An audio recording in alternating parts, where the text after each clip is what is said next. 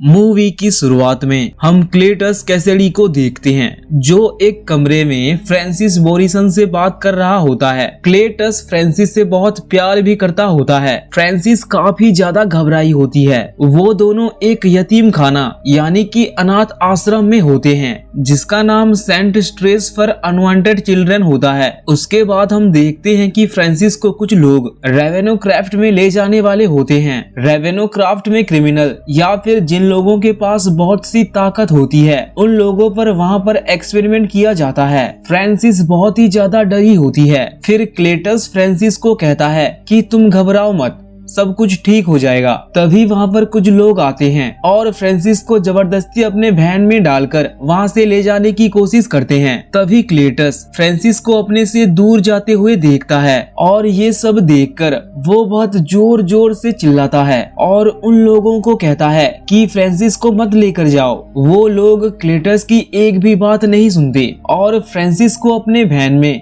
जबरदस्ती बिठाकर ले जाने की कोशिश करते हैं। ये सब देखकर फ्रांसिस को काफी ज्यादा गुस्सा आ जाता है और वो अपनी सुपरसोनिक पावर का इस्तेमाल करती है जिससे उनकी वैन पलट जाती है और उसमें बैठे कई लोग घायल भी हो जाते हैं। उनमें से एक पुलिस वाला फ्रांसिस की आंख में गोली मार देता है और फ्रांसिस वहीं पर गिर जाती है। लोगों को लगता है कि फ्रांसिस गोली से मर चुकी है, लेकिन फ्रांसिस मरी नहीं होती। जिस पुलिस वाले ने फ्रांसिस को गोली मारी थी उसका नाम पैट्रिक मुलागन होता है। उसके बाद फ्रांसिस को वापस वही जगह लाया जाता है जहां से उसे लेकर गए थे, यानी कि रेवेनक्रॉफ्ट में लाया जाता है। उसके बाद हम देखते हैं कि अगले दिन उसे नाश्ता और अखबार दिया जाता है जिसमें लिखा होता है कि क्लेटस कैसेडी को मौत की सजा हो सकती है। पुलिस उसे ढूंढ रही है और जब वो मिल गया तो उसे लाजमी सजाए मौत मिलेगी और अब क्लेटस एक सीरियल किलर बन चुका है। उसके बाद हम देखते हैं कि वो पुलिस ऑफिसर जिसका नाम पैट्रिक मुलिगन होता है वो एडी से कहता है कि क्लेटस हमसे बात नहीं करना चाहता, वो तुमसे बात करना चाहता है। लेकिन एडी पैट्रिक से कहता है कि मैं तो क्लेटस को जानता भी नहीं हूँ,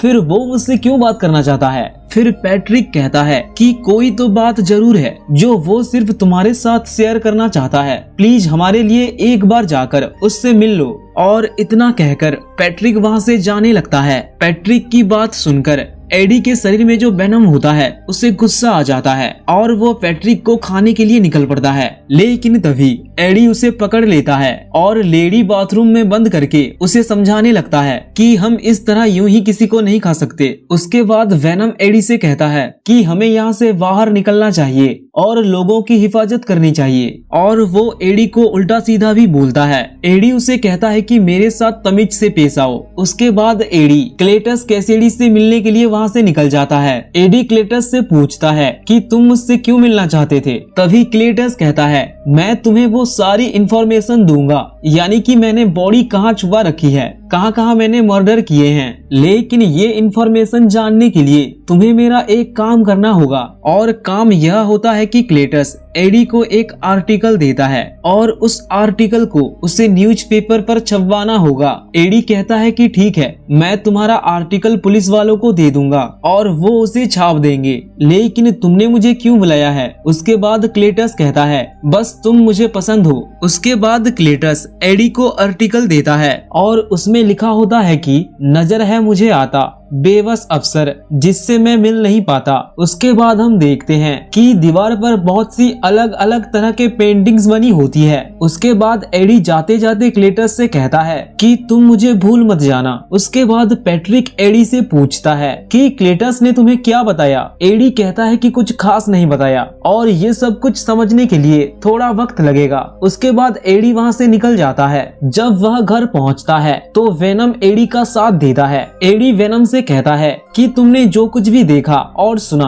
वो सब कुछ यहाँ पर बना दो। उसके बाद वो बीच की एक लोकेशन को दिखाता है जहाँ पर क्लेटस ने सारी डेड बॉडीज को छुपा कर रखा था। उसके बाद अगले दिन हम देखते हैं कि सभी पुलिस वाले उस जगह पहुँच जाते हैं और वहाँ पर उन्हें बहुत सारी डेड बॉडीज मिलती है। उन लोगों को क्लेटस ने ही मारा होता है। उसके बाद कई सारे रिपोर्टर्स वहाँ आते हैं और एडी से बात करते हैं। वो लोग एडी से पूछते हैं कि क्या तुम्हारी क्लेटस से दोस्ती हो चुकी चुकी है, जो कि उसने अपने सारे राज तुम्हें बता दिए। उसने अपनी सारी डेड बॉडीज को कहाँ रखा था अब तक सिर्फ उसे ही पता था, लेकिन ये तुम्हें कैसे पता चल गया? जब ये इंटरव्यू टीवी पर आ रहा होता है तब पैट्रिक यह सब देखकर बहुत ज्यादा गुस्सा हो जाता है, क्योंकि एडी ने पैट्रिक को अभी तक ये सब नहीं बताया था और पैट्रिक ये सब सुनकर हैरान हो जाता है। अब सबूत मिल जाने के बाद क्लेटस को मौत की सजा सुना दी जाती है और ये खबर हर जगह फैल जाती है। दूसरी तरफ ये खबर फ्रांसिस तक भी पहुंच जाती है और फ्रांसिस ये सब देखकर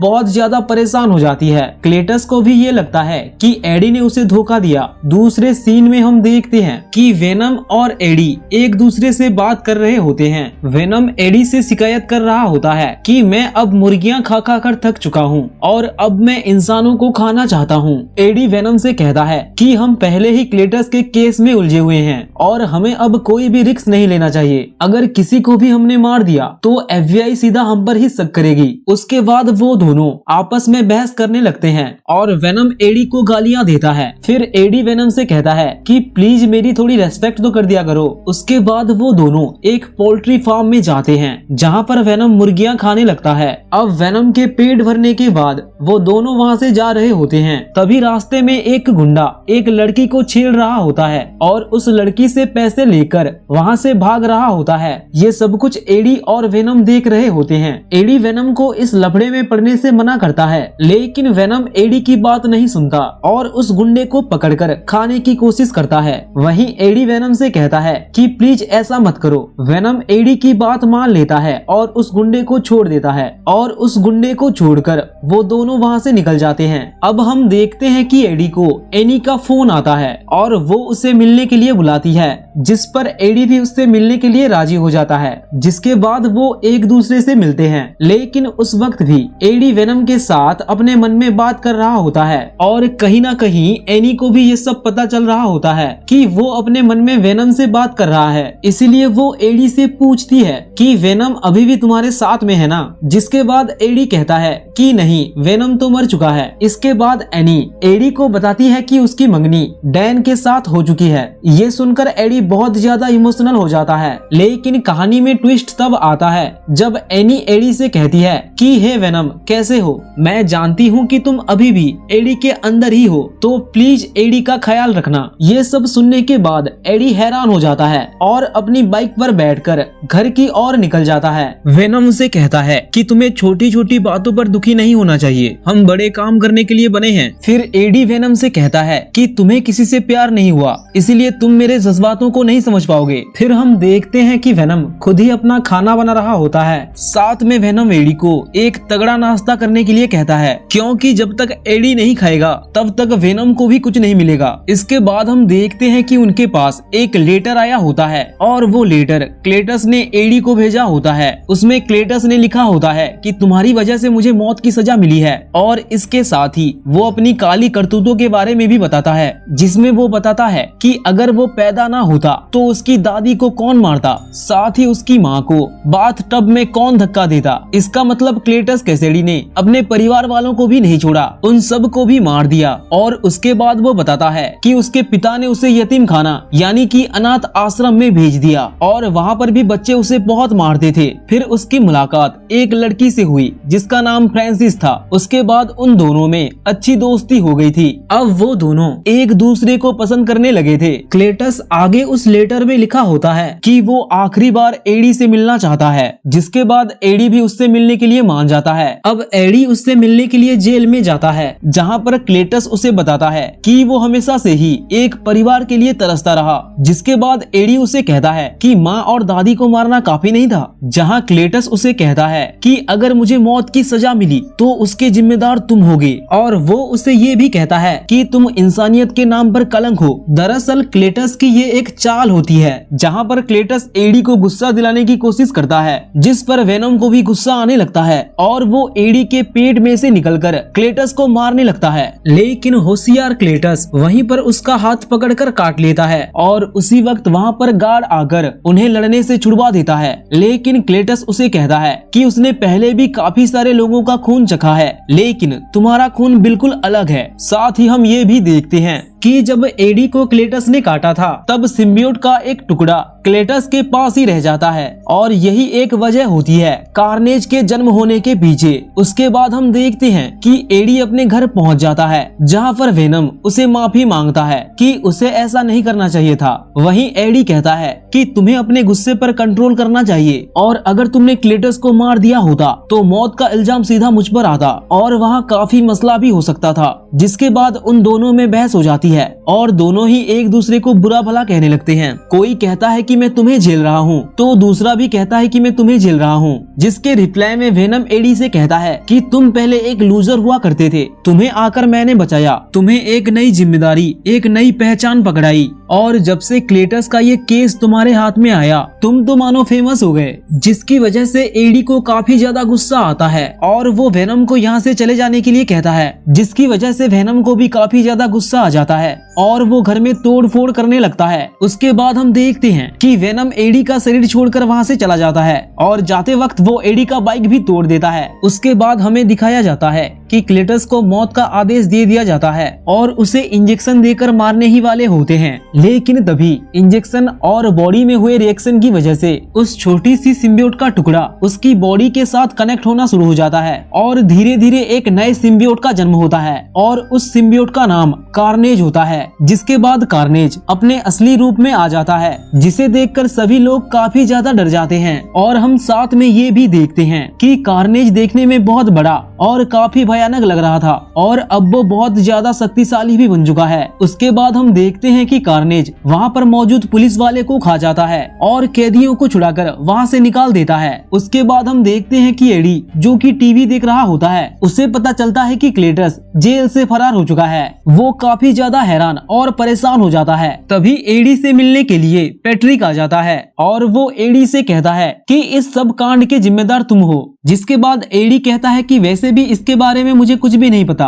कि आखिर क्लेटस वहाँ से भागा कैसे, इसीलिए तुम इसका जिम्मेदार मुझे नहीं ठहरा सकते। जिसके बाद पैट्रिक कहता है कि उसके साथ सिर्फ तुम ही मिले थे और क्या पता उसे वहाँ से भागने के लिए तुमने ही कुछ ना कुछ किया हो। वहीं अगले मंजर में हम देखते हैं कि वेनम अपने बॉडी को धीरे धीरे बदल रहा होता है क्योंकि उसे अपने हिसाब से कोई भी कंफर्टेबल बॉडी नहीं मिल पा रही होती है और आगे वो एक लड़की को पोसेस्ट कर लेता है और एक पार्टी में चला जाता है जहाँ पर सभी लोग कॉस्ट्यूम पहने होते हैं। वहाँ पर सभी लोगों को लगता है कि वेनम ने भी खुद एक कॉस्ट्यूम पहने रखा है और वह काफी ज्यादा बड़ा और स्मार्ट लग रहा है, इसीलिए सभी लोग उसकी तारीफ करने लगते हैं। वहीं दूसरी ओर हम क्लेटस को देखते हैं जो कि एक कार चुराकर भाग रहा होता है। अब जिस तरीके से वेनम एडी से बात किया करता था उसी तरह ही कार्नेज क्लेटस से बात करने लगता है और कहता है कि इस दुनिया पर यानी कि इस अर्थ पर सिर्फ एक ही सिम्बियोट है जो कि है वेनम और अगर ये दोनों मिलकर वेनम को खत्म कर देंगे तो फिर पूरी दुनिया पर सिर्फ और सिर्फ इनका ही राज होगा। जिस पर क्लेटस कहता है कि सबसे पहले अपने पार्टनर यानी कि फ्रांसिस को छुड़वाना होगा क्योंकि क्लेटस उसे काफी ज्यादा प्यार करता है। तो फाइनली कार्नेज भी क्लेटस की बात मान लेता है और इसी के साथ इन दोनों की डील हो जाती है। वहीं दूसरी तरफ हम देखते हैं कि वेनम उस पार्टी में काफी ज्यादा मजे कर रहा होता है, डांस कर रहा होता है और कंपटीशन में जीत भी चुका होता है। हालांकि वेनम वहाँ एक स्पीच भी देता है लेकिन अंदर ही अंदर वो एडी को भी बहुत ज्यादा मिस कर रहा होता है। दूसरी तरफ एडी एक यतीम खाना में पहुंचता है जहाँ पर क्लेटस कैसेडी रहा करता था। एडी को वहाँ पर एक पेड़ के ऊपर CK+FB लिखा मिलता है और इस चीज को देखते ही एडी पैट्रिक को कॉल करता है और उसे कहता है कि वो भी उस यतीम खाने में है जहाँ पहले कभी क्लेटस कैसेडी को रखा गया था और एडी पैट्रिक से पूछता है कि FB का मतलब क्या है। तभी पैट्रिक उसे बताता है कि FB का मतलब फ्रांसिस बोरिसन है और वो मर चुका है क्योंकि मैंने खुद उसकी आंख में गोली मारी थी। वहीं दूसरी तरफ हम क्लेटस को देखते हैं जो कि एक दुकान में जाकर उसकी मालिक को जान से मार देता है।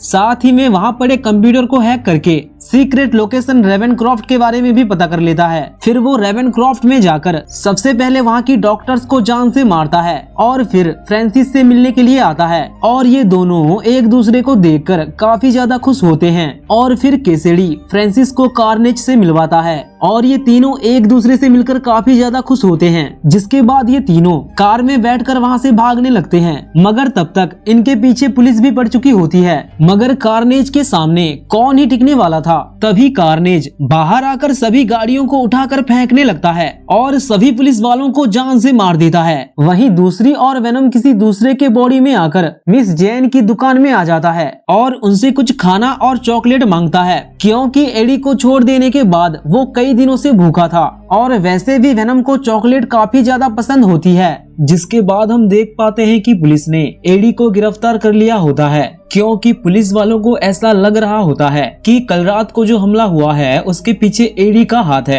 क्योंकि एडी के घर के पास में उन्हें कुछ डेड बॉडीज भी मिली थी। जिसके बाद पैट्रिक एडी को सब कुछ सच बताने के लिए कहता है, मगर एडी कहता है कि जब तक मैं एक फोन कॉल नहीं कर लेता तब तक मैं तुम्हें कुछ भी नहीं बताऊंगा। जिसके बाद एडी सीधा फोन करता है एनी को और उसकी बातें सुनने के बाद एनी डैन के साथ बैठकर सीधे एडी से मिलने के लिए आ जाती है। एनी से मिलने के बाद एडी बताता है कि शहर के अंदर जो भी हालत हो रहे हैं ये सब क्लेटस की वजह से हो रहे हैं और वो अनजानी ताकत जो सब पर हमला कर रहा है वो एक नया सिम्बियोट है जो कि क्लेटस के अंदर रह रहा है। और साथ में एडी ये भी बताता है कि वो और वेनम अब साथ में नहीं है। इसी बात पर एडी एनी से मिन्नतें करता है कि वो वेनम को जाकर ढूंढ ले, क्योंकि वेनम ही कार्नेज को हरा सकता है। वैसे भी एनी जानती थी कि मिस येन को वेनम के बारे में सब कुछ पता है और वो जाकर सीधा उनसे मिलती है और पूछती है कि आपको वेनम के बारे में कुछ पता है। लेकिन यहाँ तो कुछ अलग ही सीन होता है, क्योंकि वेनम खुद ही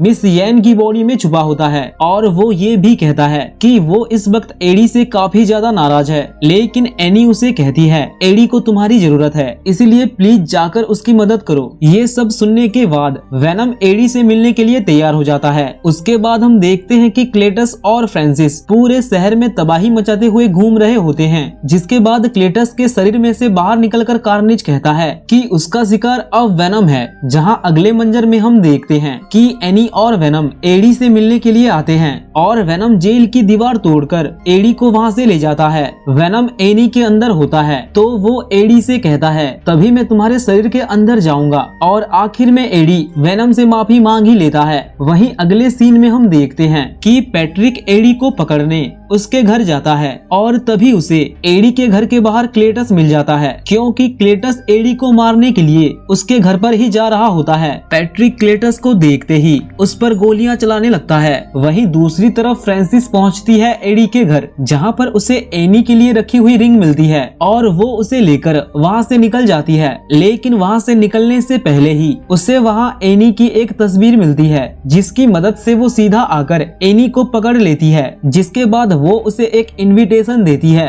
और कहती है कि हमारी शादी में जरूर आना। जिसके बाद डैन सीधा एडी को फोन करके कहता है कि एनी को कुछ लोग उठाकर ले गए हैं। अगले सीन में हम एक चर्च को देखते हैं जहां पर क्लेटस और फ्रांसिस शादी कर रहे होते हैं। वहां पर पैट्रिक भी होता है, जिसे उन लोगों ने थोड़ी देर पहले ही बंदी बनाया था। यहाँ एक तरफ तो उन दोनों की शादी हो चुकी होती है और दूसरी तरफ वेनम यानी कि एडी भी वहां पर पहुंच चुका होता है, जिसे वहां पाकर जैसे ही क्लेटस की बॉडी में से कार्नेज बाहर आता है तो वेनम उसे देखकर एकदम से डर जाता है और वेनम वापस से एडी के बॉडी के अंदर घुस जाता है। जिसके बाद एडी वेनम से पूछता है कि आखिर क्या परेशानी है, तुम बाहर क्यों नहीं आ रहे हो। जिसके बाद वेनम कहता है कि ये तो रेड सिम्बियोट है, यानी कि द कार्नेज। ये काफी ज्यादा तेज, चालाक और होशियार होते हैं। जिसके बाद एडी वेनम को कहता है कि बस तुम एक बार बाहर आ जाओ, जिसके बदले में तुम जिसे चाहो उसे खा सकते हो, मैं तुम्हें कभी भी मना नहीं करूंगा। ये सुनने के बाद वेनम एडी के शरीर से बाहर आ जाता है। जिसके बाद शुरू होती है फिल्म की सबसे खतरनाक लड़ाई, जिसमें दोनों क्रिएचर्स आपस में भिड़ जाते हैं।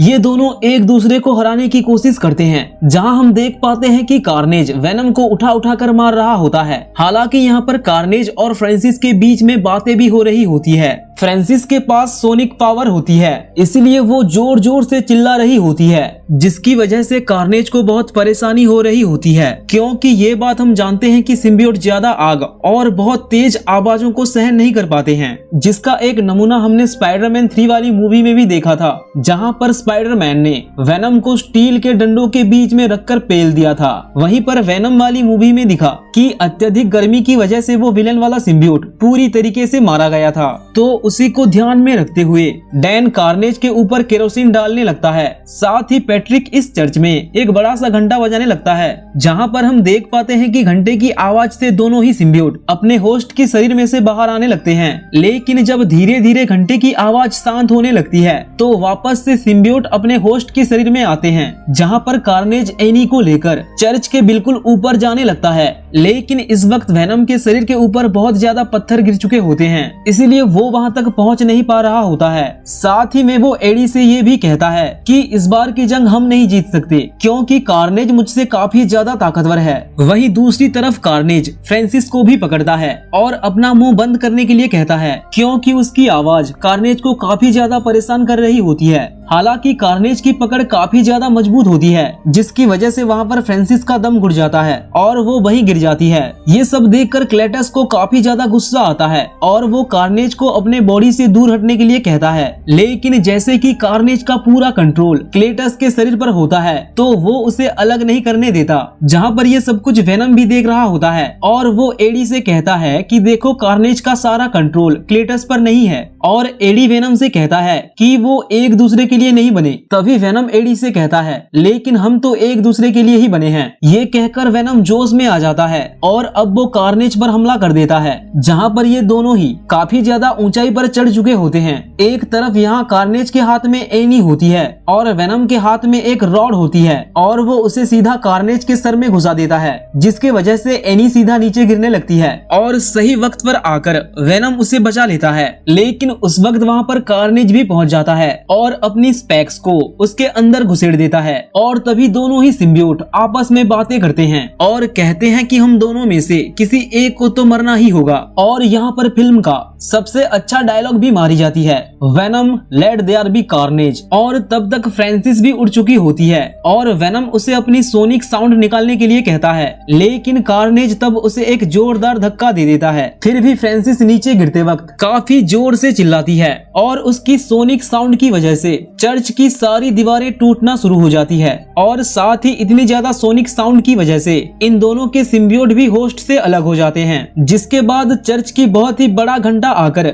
जमीन पर गिरने लगता है। लेकिन वेनम दोबारा आकर एनी, एडी और साथ ही फ्रांसिस को बचा लेता है। जहां दूसरी तरफ हम देखते हैं कि क्लेटस से कार्नेज पूरी तरह से अलग हो चुका है, जहां कार्नेज दोबारा से आकर क्लेटस के शरीर में घुसने की कोशिश करता है, मगर तब तक वेनम आकर उसे खा जाता है और फिर उसके बाद क्लेटस को पकड़ लेता है और वेनम क्लेटस को भी जान से मार देता है। फिर हम देखते हैं कि तब तक चर्च में पुलिस भी आ जाती है और आखिर में सभी खतरे टल जाते हैं और इसी के साथ इस फिल्म की हैप्पी एंडिंग हो जाती है।